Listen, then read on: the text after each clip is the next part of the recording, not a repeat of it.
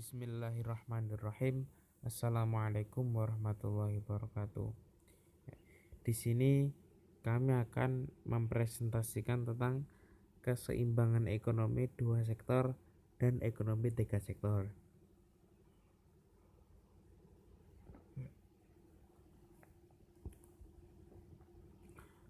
Yang dimaksud perekonomian dua sektor yaitu merupakan keseimbangan dari sisi pendapatan dan sisi pengeluaran.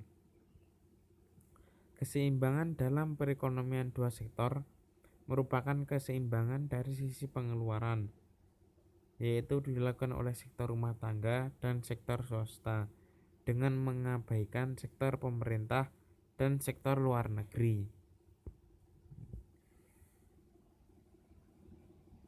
Ciri-ciri aliran pendapatan dua sektor.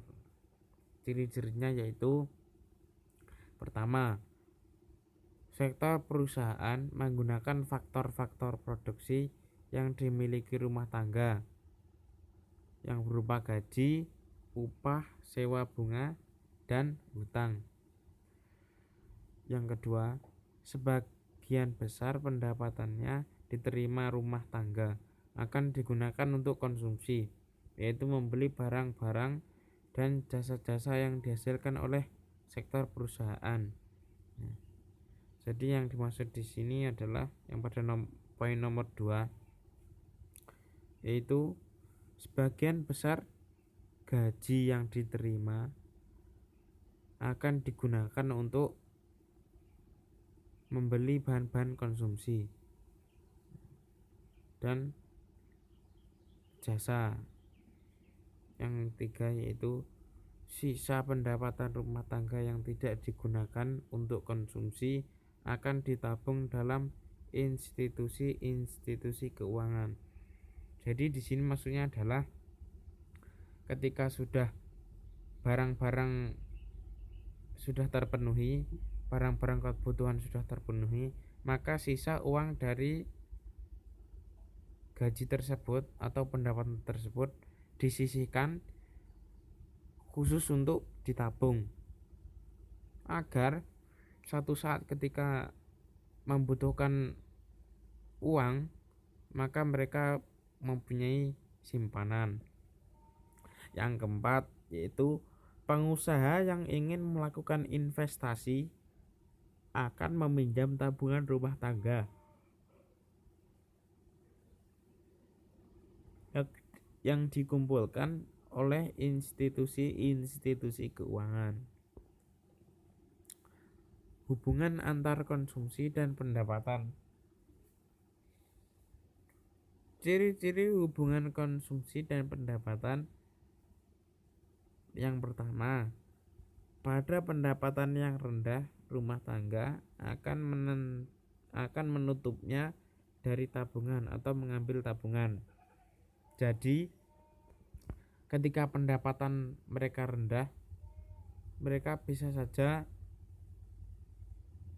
tidak mempunyai uang sisa pendapatan karena dalam memberi barang atau jasa mereka kekurangan keuangannya, jadi bisa saja mereka mengambil uang tabungan tersebut. Yang kedua yaitu kenaikan pendapatan menaikkan pengeluaran konsumsi. Biasanya pertambahan pendapatan adalah lebih tinggi daripada pendapatan konsumsi. Jadi maksudnya di sini adalah ketika seseorang itu berpendapatan tinggi atau bergaji tinggi, maka seseorang itu berkemungkinan besar pengeluarannya juga ikut besar karena pendapatannya besar. Yang ketiga yaitu pada pendapatan yang tinggi rumah tangga menabung disebabkan pendapatan selalu lebih besar dari pertambahan konsumsi, maka akhirnya rumah tangga tidak mengorek-ngorek tabungan. Maksudnya di sini adalah seseorang itu sudah berpendapatan tinggi atau besar, maka mereka tidak akan mengambil uang tabungan karena pendapatan mereka sudah tercukupi atau kebutuhan mereka sudah tercukupi. Selanjutnya, konsep pendapatan disposable dengan konsumsi pendapatan. Kecondongan mengonsumsi. Kecondongan mengonsumsi marginal dinyatakan sebagai MPC, yaitu perbandingan di antara pertambahan konsumsi yang dilakukan dengan pertambahan pendapatan disposable yang diperoleh.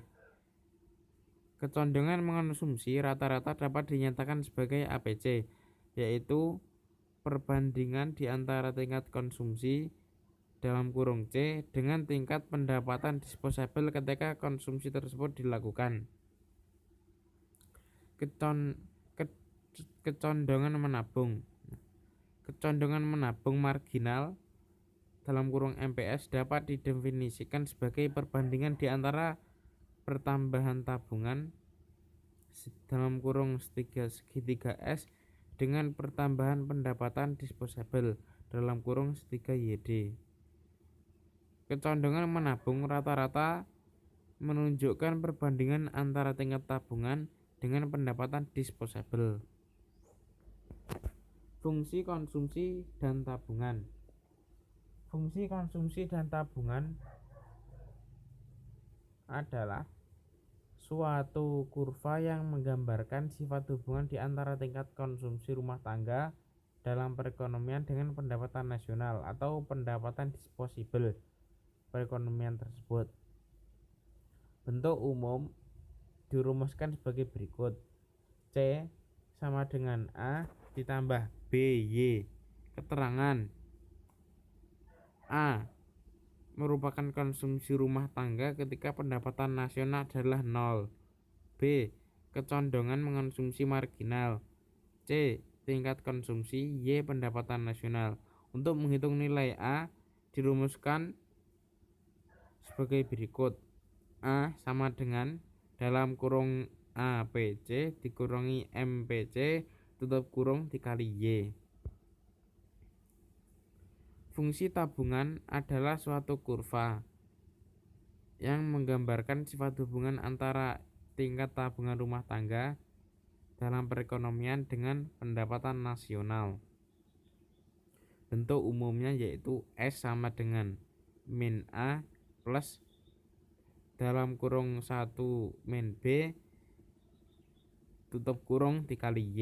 Keterangan: A sama dengan konsumsi rumah tangga ketika pendapatan nasional adalah 0. B kecondongan mengonsumsi marginal. C tingkat konsumsi. Y pendapatan nasional. Investasi. Investasi adalah pengeluaran perusahaan untuk membeli barang-barang modal dan perlengkapan produksi untuk menambah kemampuan produksi barang dan jasa dalam perekonomian.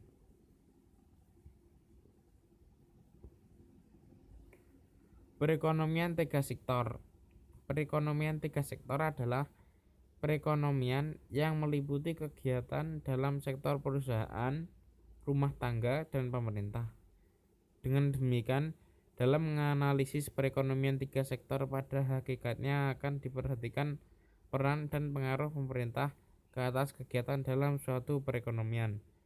Jadi, ketiga sektor tersebut bisa saling terkait atau saling membutuhkan. Aliran pendapatan dan syarat keseimbangan. 1. Aliran pendapatan dan pengeluaran. A. Campur tangan pemerintah dalam perekonomian akan menimbulkan 3 jenis aliran baru, yaitu pembayaran pajak oleh rumah tangga dan perusahaan kepada pemerintah, pengeluaran dari sektor pemerintah ke sektor perusahaan, dan aliran pendapatan dari sektor pemerintah ke sektor rumah tangga. 2. Atau yang B, pembayaran oleh sektor perusahaan, yaitu pembayaran kepada sektor rumah tangga sebagai pendapatan kepada faktor-faktor produksi, pembayaran pajak pendapatan perusahaan kepada pemerintah. pendapatan yang diterima rumah tangga dari pembayaran gaji dan upah, sewa, bunga, dan utang oleh perusahaan, dari pembayaran gaji dan upah oleh pemerintah. 2. Syarat keseimbangan. Keseimbangan Y sama dengan AE atau Y sama dengan C plus I plus G.